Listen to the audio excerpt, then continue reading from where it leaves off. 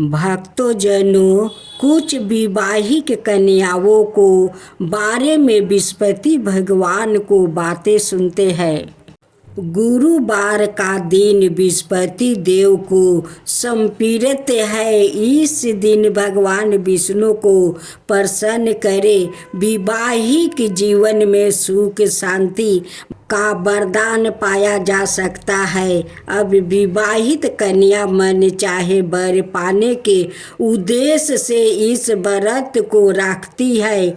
इसके अलावा उनकी इच्छा यह भी रहती है कि उन्हें विवाह में हो रही देरी से जल्दी मिल जाए। गुरुवार व्रत के विषय में मान्यता यह भी है कि जो इस साल में कम से कम एक बार कर लेता है, इसके जीवन में आर्थिक तंगी नहीं आती है। धर्म शास्त्रों में गुरुवार व्रत के बारे में वर्णन मिलता है कि इस साल में 16 बार करना चाहिए, क्योंकि 16 गुरुवार का व्रत करने से मन वांछित फल प्राप्ति की कामना की जा सकती है। 16 गुरुवार व्रत करने के बाद इसे 17वां गुरुवार को उद्यापन करना शुभ माना गया है। अब गुरुवार व्रत आरती सुने। ओम जय विस्पति देवा, जय विस्पति देवा, छिन छिन भोग लगाऊं के दली फल मेवा। ओम जय विस्पति देवा। तुम पुराण परमात्मा, तुम ही अंतर्यामी, जगत पिता जगदीश्वर, तुम ही सबके स्वामी। ओम जय विस्पति देवा। चरणामृत निज निर्मले, सब पातक हरता, सकल मनोरथ दायक, कृपा करो भक्तो। ओम जय विस्पति देवा। तन मन धन अर्पण करे, जो जन शरण परे, प्रभु पर कट तब हो करे, आकर दुआर खरे। ओम जय विस्पति देवा। दीन दयाल दयानिधि, भक्तन के हितकारी, पाप दोष सब हरता, भव बंधन हारी। ओम जय विस्पति देवा। सकल मनोरथ दायक, सब संशय तारो, विषय विकार मिटाओ, संतन का सुखकारी। ओम जय विस्पति देवा। जो कोई आरती आपको प्रेम सहित गावे, श्रेष्ठानंदन बंदे, सो निश्चय पावे। ओम जय विस्पति देवा। तो भक्तों जनों, अब आप सुने एकादशी देवी माता की व्रत कथा। मूर नाम का एक दैत्य था। रावण और कंस की तरह वो भी बड़ा आतंक मचाता था। स्वर्ग में देवों सहित सभी को पीड़ा देता था। सब लोग उससे क्षमा मांगकर श्रीमन नारायण का शरण में गया। भगवान ने कहा, मैं उसे संभालता हूँ, चिंता मत करो। भगवान मूर के साथ युद्ध करने लगे, लेकिन अपनी सारी शारीरिक शक्ति लगाकर भी भगवान कुछ नहीं कर सके। भगवान को युद्ध के मैदान से भागना पड़ा। वो हिमालय की एक गुफा में छिप गए। मूर भी उनका पीछा करते हुए वहां पहुंच गया। तब भगवान ने ध्यान करना शुरू किया और उनके मन से एक शक्ति उत्पन्न की। उनकी मानसिक शक्ति, इस शक्ति ने बाहर आकर मूर को अपनी तलवार से मार डाला। हम जानते हैं कि शरीर में 10 इंद्रियां है, 5 ज्ञानेंद्रियां है और 5 कर्मेंद्रियां है, 11वीं इंद्रियां है मन। संस्कृत में एकादशी का अर्थ है 11। चौकी यह देवी उनके मन ने भगवान की 11वीं इंद्रिया से निकली थी, इसलिए भगवान ने उन्हें एकादशी के नाम से पुकारा है। एकादशी माता की उत्पत्ति का दिन उनके नाम से ही जाने जाने लगा। माता एकादशी के अंतिम चरण के दौरान उत्पन्न हुआ था। इसे जयंती कहते हैं और उन्होंने द्वादशी के पहले चरण के दौरान दैत्य को मार डाला था। इसे स्मृति कहते हैं। एकादशी का दिन क्यों भोजन नहीं करना चाहिए? भगवान ने घोषणा की कि एकादशी का दौरान देवी का इस महान कार्य के कारण पूरे जगत में कोई भी पाप नहीं करेगा। लेकिन पाप तो पहले से ही है। जब उसने यह सुना, पाप पुरुष आश्रय की तलाश में इधर उधर भागने लगा। एकादशी का दौरान वो कहाँ रहेगा? वो जहाँ भी गया सभी ने उसे आश्रय देने से इनकार कर दिया। अंत में अन्न भोजन एकादशी का दौरान उसे आश्रय देने के लिए सहमत हुआ। विष्णु भगवान की जय हो, विष्णु भगवान की जय हो। दैत्यराज कालनेमी की कन्या बिंदा का विवाह जलंधर से हुआ। जलंधर महाराक्षस था, अपनी साता के मध्य में चूर हो गया था। उसने माता लक्ष्मी को पाने की कामना से युद्ध किया, परंतु समुद्र से ही उत्पन्न होने के कारण माता लक्ष्मी ने उसे अपना भाई के रूप में स्वीकार किया।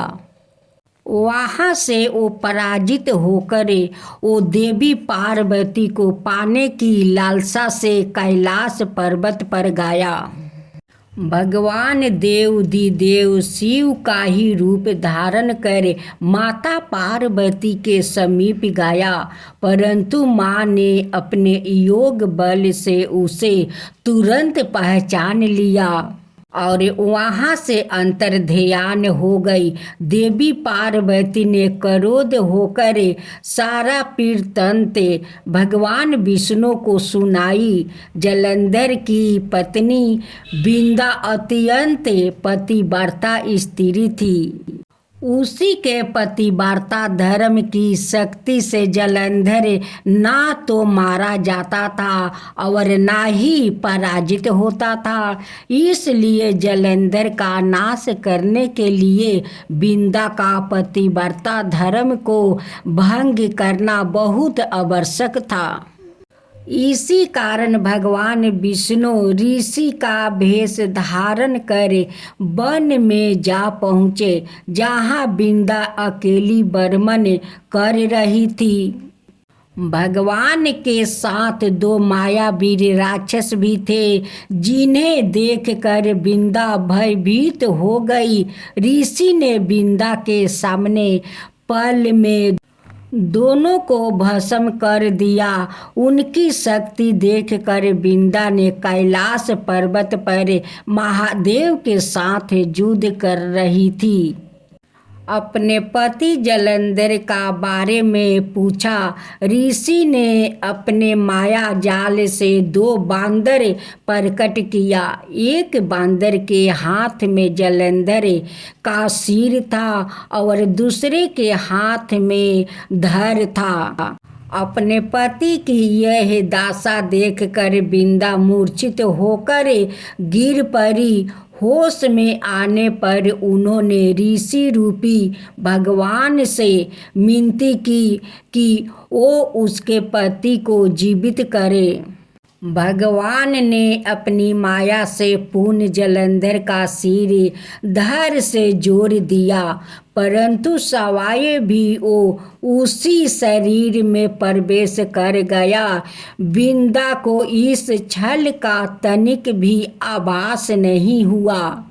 जलंधर बने भगवान का साथ बिंदा पतिव्रता का व्यवहार करने लगी, जिससे उसका सतीव्रता भंग हो गया। ऐसे होते ही बिंदा का पति जलंधर युद्ध में हार गया। इसे सारी लीला का जब बिंदा को पता चला तो उसने क्रोध होकर भगवान विष्णु को हृदयहीन शिला होने का श्राप दे दिया। अपने भक्त के श्राप को भगवान विष्णु ने स्वीकार किया और शालिग्राम पत्थर बन गए। सृष्टि के पालनकर्ता के पत्थर बन जाने से ब्रह्मांड में अंश तुलन की स्थिति हो गई। यह देख कर सभी देवी देवताओं ने बिंदा से प्रार्थना किया कि वो भगवान विष्णु को श्राप से मुक्त कर दे। बिंदा ने भगवान विष्णु को श्राप मुक्त कर सवाए आत्मदाह कर लिया। जहाँ बिंदा भस्म हुई वहाँ तुलसी का पौधा उगा। भगवान विष्णु ने बिंदा से कहा, हे बिंदा, तुम अपने सतीव्रता के कारण मुझे लक्ष्मी से भी अधिक प्रिय हो गई हो। अब तुम तुलसी का रूप में सदा मेरे साथ रहोगी। तब से हर साल कार्तिक महीने का देवउठानी एकादशी का दिन तुलसी विवाह के रूप में मनाया जाता है। जो मनुष्य भी मेरे शालिग्राम रूप के साथ तुलसी का विवाह कराएंगे उसे इस लोक और परलोक में विपुल यश प्राप्त होगा। उसी दैत्य जलंधर की यह भूमि जलंधर नाम से विख्यात है। माँ तुलसी की जय हो, माँ तुलसी की जय हो, विष्णु भगवान की जय हो, विष्णु भगवान की जय हो। एक बुढ़िया माई तुलसी जी को सिंचती और कहती कि हे तुलसी माता, सत्य की दाता, मैं तेरे बिलरा सिंचती हूँ। मुझे बहू दे, पीतम्बर की धोती दे, मीठा मीठा घास दे, बैकुंठ में बास दे, चटक की चाल दे, पटक की मौत दे, चंदन की काठ दे, रानी सा राज दे, दाल भात का भोजन दे, 11 की मौत दे, कृष्णा जी का कंधा दे। तब तुलसी माता यह सुन सुन कर सूखने लगी। तो भगवान ने पूछा कि हे तुलसी, तुम क्यों सूख रही हो? तुलसी माता ने कहा कि एक बुढ़िया रोज आती है और यही बात कह जाती है। मैं सब बातें तो पूरा कर दूंगी, लेकिन कृष्णा का कंधा कहाँ से लाऊंगी?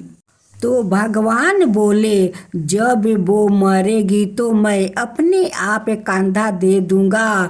तू बुढ़िया माई से कह देना। जब बुढ़िया माई मर गई, सब लोग आ गए। जब माई को ले जाने लगे तो वो किसी से ना उठी। तब भगवान एक 12 बरस के बालक का रूप धारण करके आए। बालक ने कहा, मैं कान में एक बात कहूँगा तो बुढ़िया माई उठ जाएगी। बालक ने कान में कहा, बुढ़िया माई, मन की निकाल ले, पीतम्बर की धोती ले, मीठा मीठा घास ले, बैकुंठ का बास ले, चटक की चाल ले, पटक की मौत ले, कृष्णा जी का कंधा ले। यह सुनकर बुढ़िया माई हल्की हो गई। भगवान ने कंधा दिया और बुढ़िया माई को मुक्ति मिल गई। हे तुलसी माता, जैसे बुढ़िया माई को मुक्ति दी वैसे सबको देना।